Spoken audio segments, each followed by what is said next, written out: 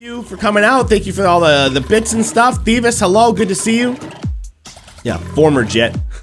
And don't you find that kind of sad though? Come on, that Winnipeg fans still like gravitate towards Laine. Like they still cheer for him as if he's theirs. Get over it. You don't have him anymore. Get over it. He's not yours anymore. All right? So his successes mean nothing. Sorry. Quinlan, how you doing, buddy? Campbell, eh?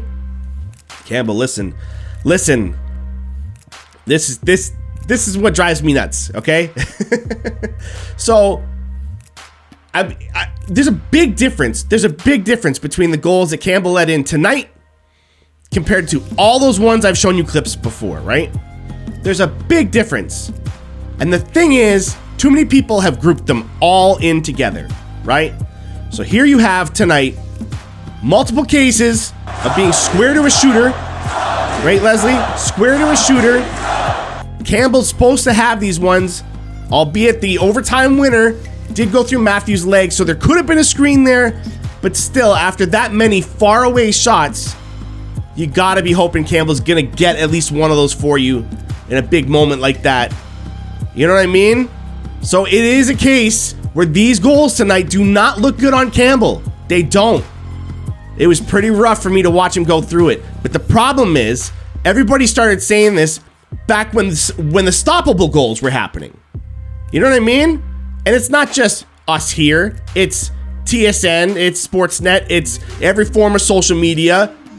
The little bit of tidbits of like, ooh, look, the trends are showing that Campbell's suffering right now.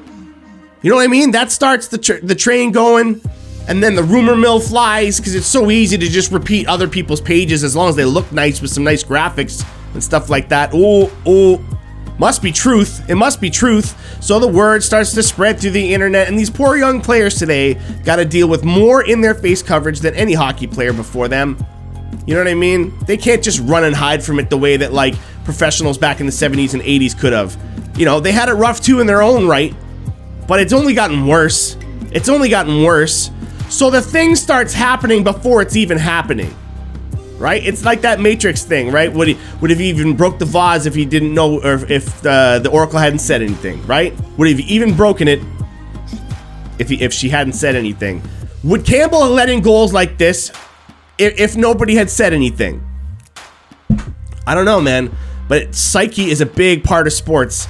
And I've seen this too many times. People jump to it. People jump to the conclusion soon, and it gets in our goalies' heads. It happened to Mrazek the last game. Same kind of goals. 2 bad goals on Mrazek. Far away shots, seemingly low danger, going in. Things that you're expecting your goalie to pay you for. So is this the same as the goals that were going in January? No, not at all. But all the people that thought they had the inside scoop are going to claim that's the same thing, and it's not. And I argue that on some level, you might have caused it. You might have caused it.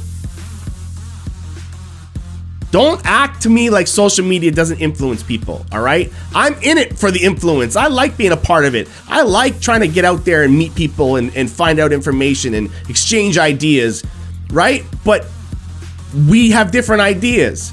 But there's always those people that just want to be so quick to the negative, so quick to assume every little bit of information they have means something negative when it could just mean something's off. You know what I mean? But they blow it out of proportion because everybody's got to get their hits, their views, and everything else like that. And you all put it into this kid's head, this poor Jack Campbell, first year as being a starting goaltender, that he's struggling when he wasn't, that now I'm looking at it being like, well, he's struggling now. Congratulations. You done it. Woo! You called it. That's like precog crime, man. Did you force the guy to become a murderer because you accused him of being one well before he ever did it? You know what I mean? Like, geez, man. Because those were some rough goals tonight. Those are some rough goals to watch if you're a Jack Campbell fan. It does not look good on him. And Mrazek's weren't either last game. So let's not act like it's just him. We've done it to 2 goalies right now. We're in their heads. Back off. If you're a media thing and you're doing unbiased coverage of hockey right now, by all means, run with the story. I hope you understand that. If you run an unbiased team account of some kind, or like not an unbiased hockey account where you're not cheering for anybody, but you just talk hockey, by all means, you got to come up with your stories. I get it. Run with it. Do whatever you got to tell everybody. Tell Jack Campbell was sucking since like December or November. Show everybody the little proof you had that this was coming. I don't care. That's just sports media. That's fine. But when fans do it, like, remember, man, your comments, your tweets, all the stuff, your memes that you make, the stuff you put out there has an effect on people. And you're getting it in their faces all the time. So shut up. All right? Because this wasn't a problem, then y'all made it one.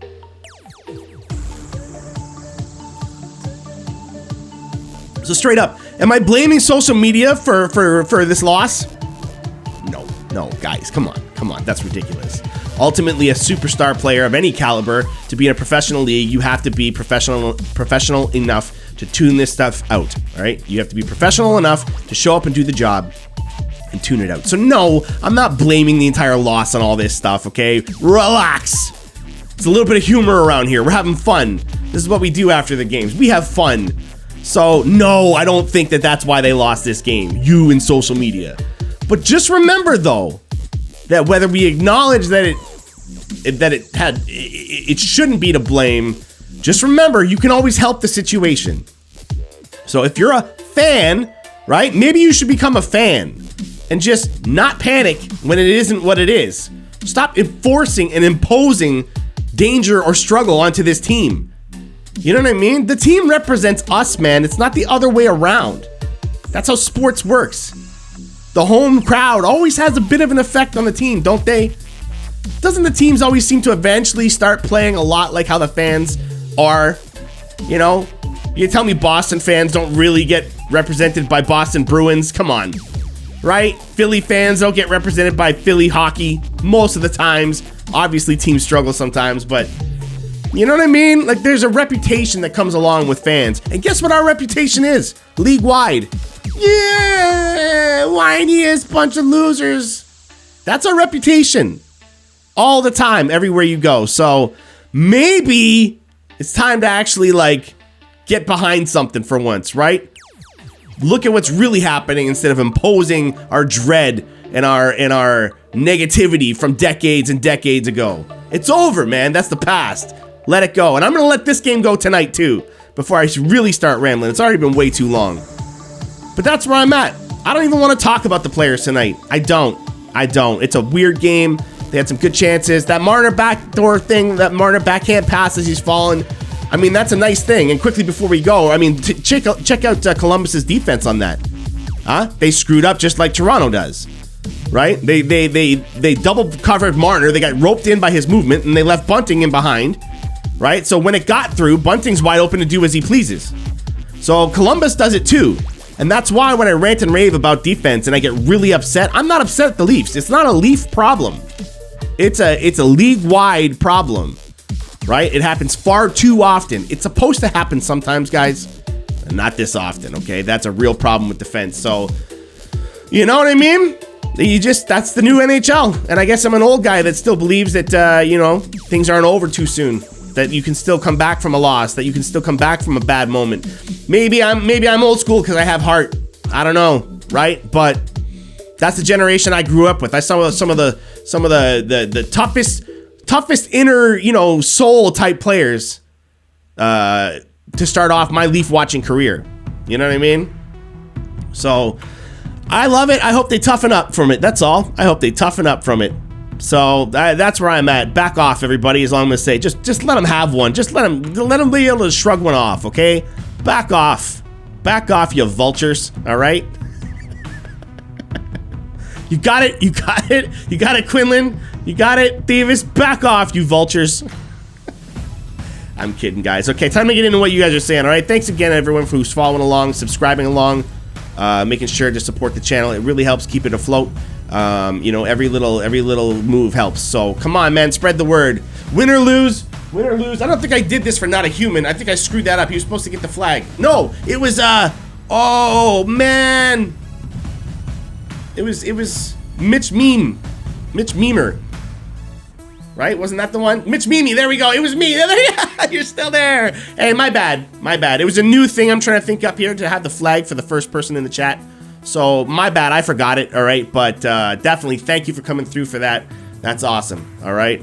And Logenics here for a first-time chat as well, too. So guys, make sure, stick around. We'll get into the chat now. Let's get into the chat comments, all right? What are we doing here?